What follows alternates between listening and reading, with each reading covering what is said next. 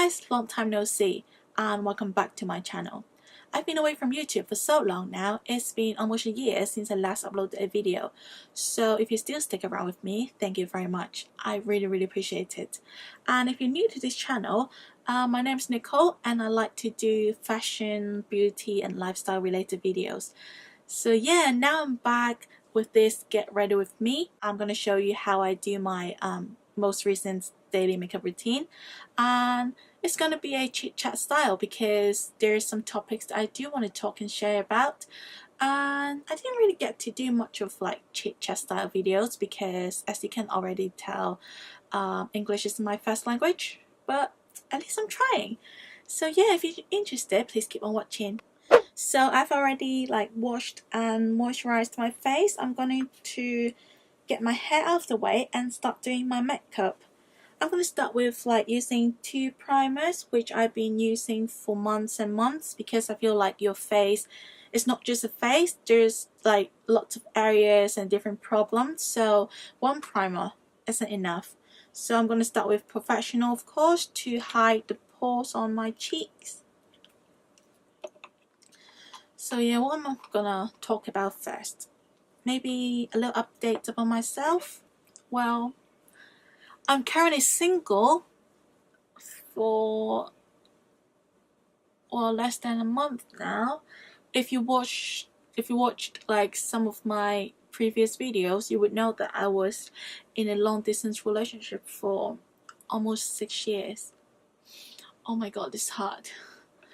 But things just didn't work out as how I thought it would be and how I hoped it would be.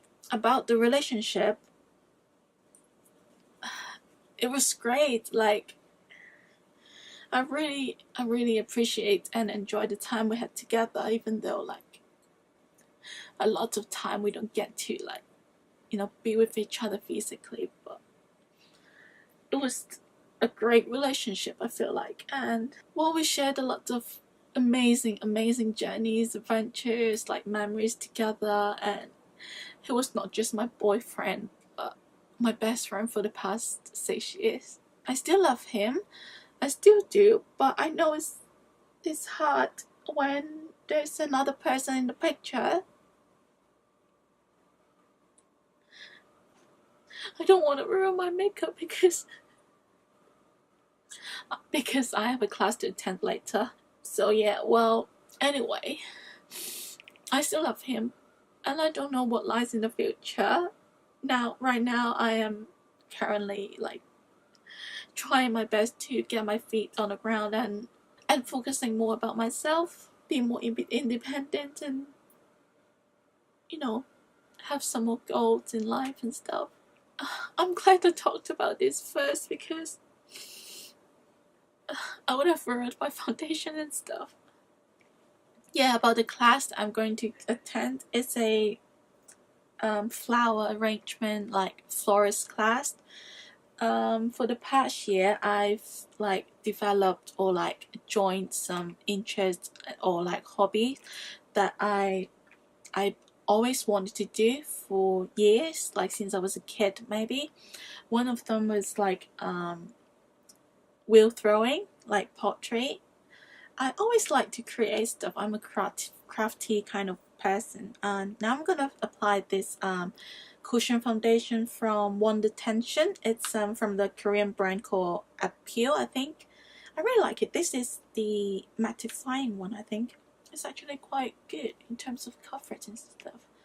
I like to use my beauty blender to do like cushion foundation because I always clean my beauty blender every time I use it, so I do feel like it's cleaner.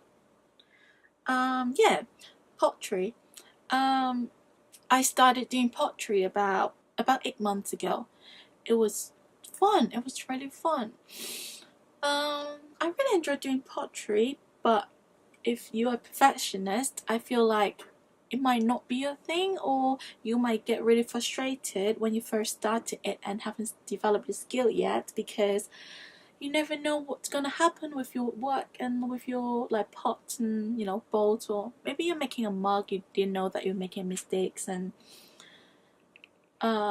everything ruined after it came out from the kiln. So with pottery, I feel like you learned how to accept failure and appreciate flaws in things, because you never know what you're gonna get, like the color, the shape, maybe it'll break, it'll crack, like everything is unknown.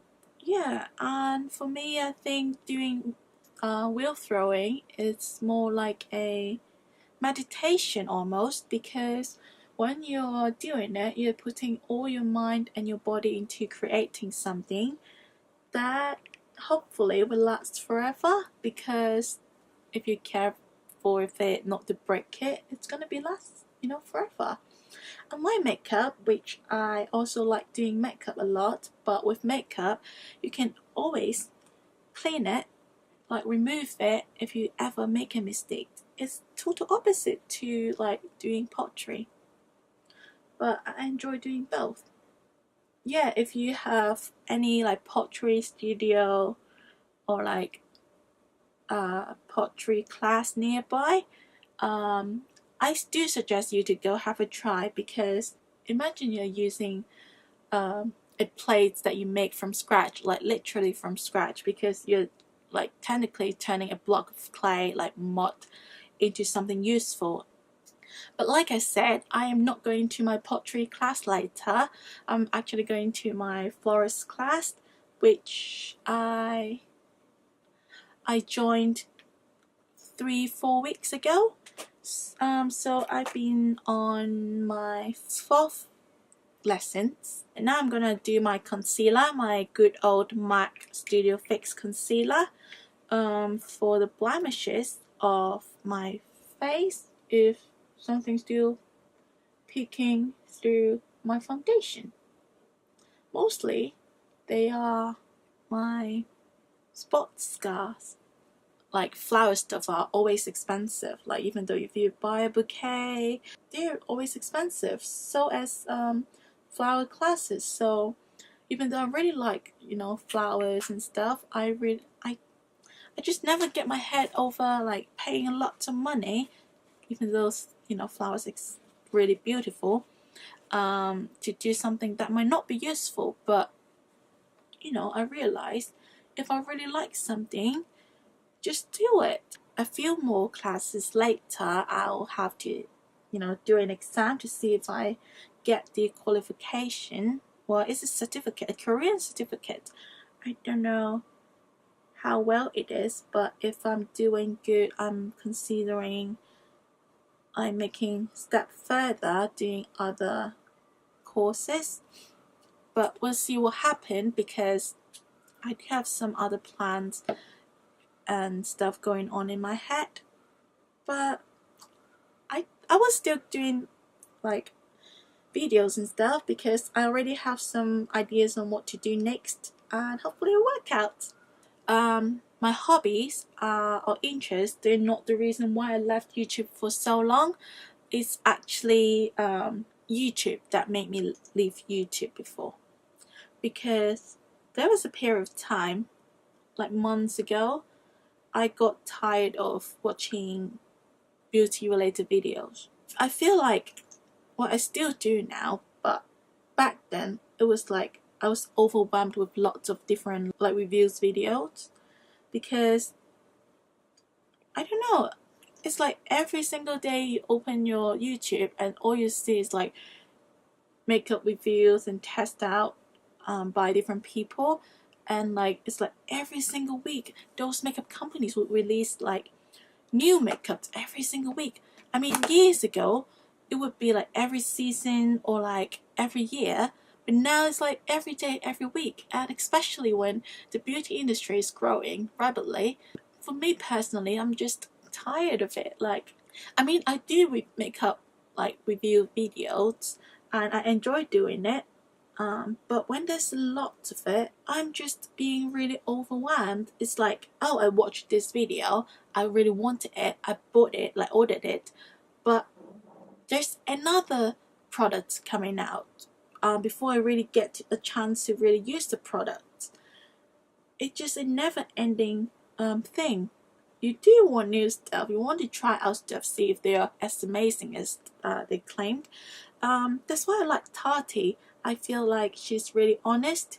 I'm not saying like other YouTubers are not honest, it's just that her style I really enjoy. But when I was so overwhelmed by those makeup products, I didn't really watch her either, even though she's my favorite in terms of like reviewing stuff. But yeah, I look really weird without my eyebrows. I'm gonna bake my face now with the RCMA and the lid from my previous loose powder. So I'm gonna set it with, bake it with my beauty blender. I'm gonna use it underneath my eyes where I put my concealer to bake it. For me, living in a place where it's so hot and humid all the time, baking helped me a lot. I know I look crazy right now, but this is what I need.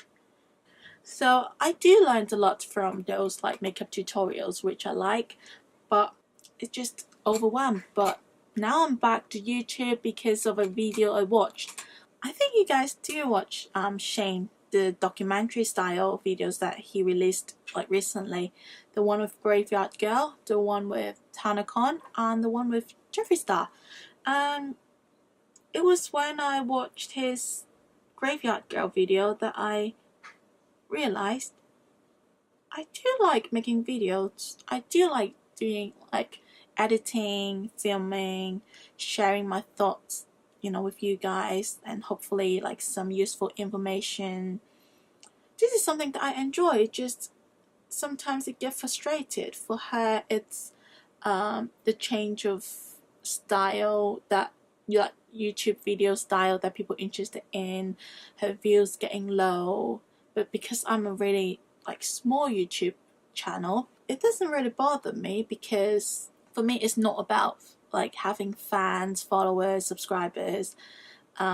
It's about me sharing something that I feel like useful for you guys. It makes me happy, if I help some of you out there with my little knowledge.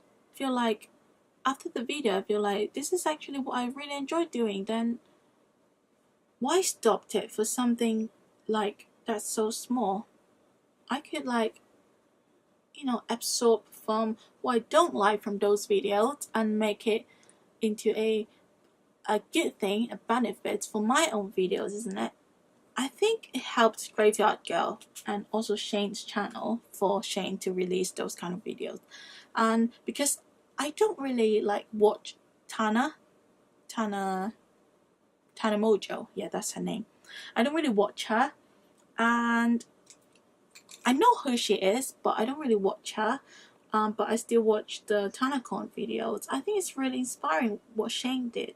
I know like he got quite a lot of backlash from the videos he posted, but I do appreciate the videos. Like it gave people a lot of insights of how things went down, what happened. Especially the Jeffree Star videos, the new one. I don't know, like for me, when I first heard of Jeffree Star, it was back in the MySpace days when he was doing music. I remember back then, I'm gonna use my eyebrow powder to go over the area. Yeah, I remember back in those days where Emo and Scene, Scene Queen were really popular. It was a thing, and Jeffree Star, as a musician, he fits into the Scene Queen sort of category, at least like how he looked like, with like pink hair, pink makeup and stuff. He was really popular back then, and that was when I first know Jeffree Star. It's just amazing that how he got out from the music industry and made something out from it, and so successful. I remember when it was like Michelle Phan days, sharing makeup tutorials, like little tips and tricks, were the mainstream. And now like doing makeup reviews and like drama channel especially, like I feel like drama channel it's actually what makes the beauty industry die on YouTube. But the other way around, the beauty community actually helped drama channel on YouTube grow. I don't know. Well, there was a period of time that I was into drama channel a lot, because for me, I'm not really a social media person. I don't like posting lots of personal information on the internet. It's like, for me, I felt like when I was watching those drama channel, I get to know more about the YouTuber, their personal life, and what's going on in the channel and life, because like I said, I don't really follow them on social media, because there are more drama channels coming up, because some channels were really successful. They want to share their own opinions, and they want to, you know, be in the picture. I feel like there is some kind of like competition between those channels, and that's why slowly lots of channels would become like, they don't report on drama, instead they create drama, they dig out drama, they stir in dramas with certain YouTubers. I know some of you were like, oh, this is what the person did, why not expose him, like get the tea. But like the most recent thing, the, you know, Jeffree Star's ex-friends, I think it's really sad that Laura Lee was like dumped by so many like business partner because of a tweet that she did years ago. Yeah, when it comes to like things that happened years and years ago, it's necessary to like, you know, dig things up and make it a recent thing. I mean, people change. I don't know. Of course, there are lots of reasons why people don't like certain YouTubers for what they said before, what they did before. But I just feel bad for them when it's like they lost everything. They lost their subscribers when YouTube is their job. They lost lots of money, business partners. They are losing their life basically over something like a tweet that they said years ago. I don't know, I just feel really sad for them. Today I'm going to do a really simple makeup. Like I said, I'm just going to a, you know, florist class. So what am I going to do now? I've set my face. Have I? No, I haven't. I've baked my face, I wiped it, but I'm going to set the rest of my face with the leftover powder from the baking. Just lightly swipe it on the area where it's like still a bit sticky. I know my face looks a bit pale now, but it's okay, it all worked out at the end. After the baking and everything, my face looked a bit cakey, so I like to use my beauty blender and spray some of the Fix Plus on it. At the bottom, the fat part, and you know, lightly tap on the area where I feel like there's loads of powder to hopefully make it less cakey. And I think it works. But now I'm back as part of the YouTube community. It's a self-claimed YouTuber. I don't know, it feels really weird when I call myself a YouTuber, because I'm not. I just like to make videos and share things with people that I don't really get to share in real life with other people, because most of the time when you put a lot of makeup on your face, a lot of people will think of you weirdly. They usually do prefer light makeup, like it's really simple light makeup, or maybe some Korean style makeup. But for me, I like a matte face. If my face is a bit cakey, it's fine. I really like a matte full makeup face. I don't know, maybe because coverage is really important to me. So now I'm bronzing my face. I like to use two products to bronze and contour my face with. The good old Hoola bronzer, it's for my face, because it's okay to get a bit like yellow, orange and warm. for the face, when it comes to a nose contour, I need to use something that's more grey, like greyish undertone, which this is what I'm gonna use. This is the Too Cool for School art class kind of bronzing palette. It comes with like 3 colors in there, but usually I'll just use the light one and the middle tone here, mix it together with a fluffy brush, just like this, mix it, and then lightly contour my nose bridge with. So I like to use just powder, making basically 2 triangles, one here right underneath the eyebrows, it's like a little triangle, and then here the side of the nose, another triangle, and connected the 2 triangles together, and it'll be a really natural kind of nose contour that I really enjoy doing. I know everyone's nose is different, that's why their technique's different, but I think this is what worked for me at the moment.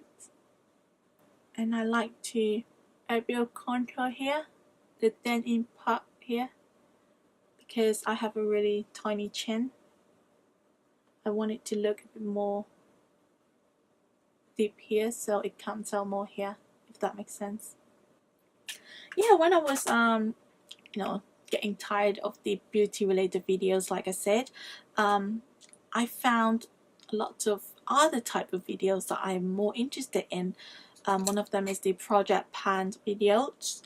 If you don't know what Project Pans is, I think it was created by a blogger years ago, where they, you know, picked out 10 products or like numbers of products to use up or hit pans with during a period of time that they set. So for my eyes today, I'm going to use the Dream Street palette from Colourpop. I'm going to use this color at the corner here. I don't know the name. I don't know, it confuses me every time when the names are at the back. Do I look at here or like I'm guessing this is Shooting Star. I don't know, just the color, the brown color right at the corner here.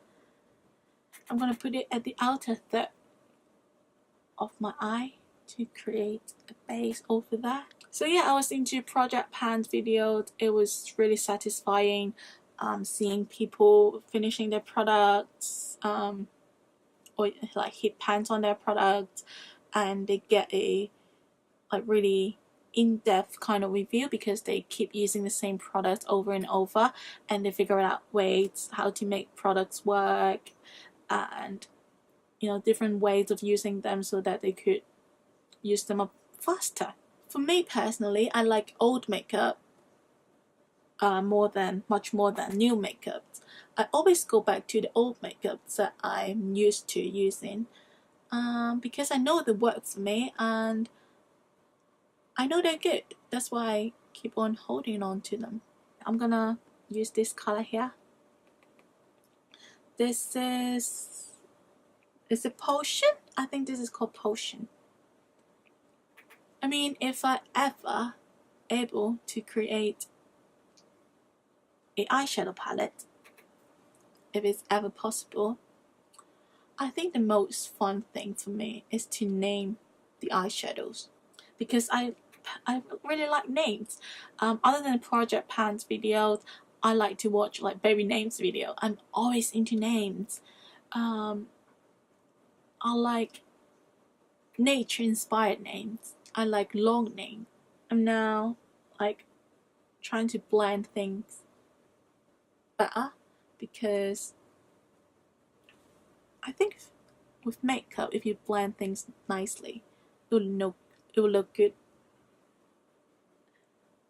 Anyway, so the outer corner is this, and then I'm gonna move on to the inner corner here.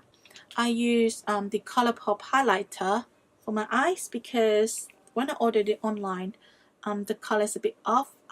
It's a bit too dark for my skin as a highlighter. But I really like the texture and the like how shimmery it is. But I do notice that there are some Colourpop products that they're not eye safe. It's a bit weird when a makeup company focusing on eyeshadows they release products that's not eye safe, but so far I think I'm fine. There's no like irritation or anything with this. This is the Wisp Super Shock Cheek highlighter. I'm gonna use it at the inner, like 1/3 of my eye here as a base, and then I'm gonna move on back to the Dream Street palette to put some shimmery color on top of the highlighter. With the same brush, I'm gonna use this one, this pretty pinkish kind of light highlighting color, a bit champagne-y. This is called, well, Moony, I think. Moony? I'm going to put it on top of the highlighter to give it a little bit more shine and set it. And then I'm going to use another. This is a quad I received from a beauty box. It feels really cheap. This is a brand called Hikari. Don't know how to pronounce it. It feels really cheap, but the color in there is actually not bad. It's not the best, but it's not bad.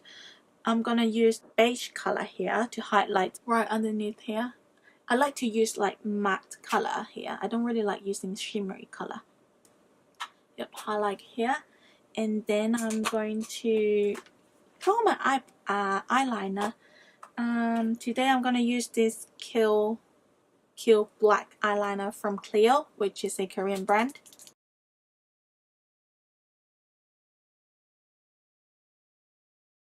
For me, I always set my eyeliner, no matter how good the eyeliner is, because I don't really like a really harsh line, and I like to set it, make it like a double guarantee that it doesn't budge, and I like to actually blur the line a bit to make it a little bit softer. So I'm gonna use the same quad here with a tiny little brush. Use let me think. Sometimes I'll use shimmery color, sometimes I'll use like a matte color. So I feel like today I'm gonna use this matte brown color here to set my eyeliner. Now the eyeliner is like softer, and I'm gonna do my lower lash area with Dream Street. I'm gonna pick this like cherry color here, which is called, I don't know, is it called Sweet Dream? No, it's called Spark, I think. Spark. Just a tiny bit, and then run it across the lower lash line. And then I'm gonna use a bit of this color at the corner here and try to blend it so it's less harsh. So I'm gonna curl my lashes. I like to look down, lift my eyelid a bit, and curl it. If you watched some of my makeup videos before, you know that I like to do my lower lash first. If you do your upper lashes first and then do here, when you do this, it might get transferred onto your eyelid. So it's best to do your lower lash first. I don't really like using like false eyelashes. I know it's gonna like upgrade your whole eye look to another level, but I don't know, maybe it's just my eye shape or something. It always flake out from the inner corner here. For my blushes, I'm using a Makeup Geek blush. This is called, what's it called? This is called Blind Date. It's a matte kind of like corally color. Then with a big face brush, I like to apply my brush with a face brush because it looks more natural. Because my lip has lots of like foundation and stuff, I like to use some tissue and then clean it so that it looks nice and smooth. So today I'm going to use a liquid lipstick from Sleek called Birthday Suit.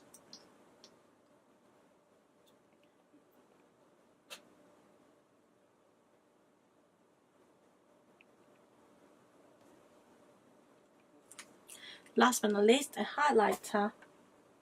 I'm going to use this Colourpop highlighter in the shade Spoon. Use a small little fluffy brush of my cheekbones. It's really shimmery. Yeah. And chin. Bit of my nose. Give it a little bit of height. Maybe here. So this is my makeup. Now I'm going to set it with Scandinavia setting spray. Shake it. My makeup is done, so now I'm gonna try to do some like YouTube beauty guru kind of like face shot to show you my makeup.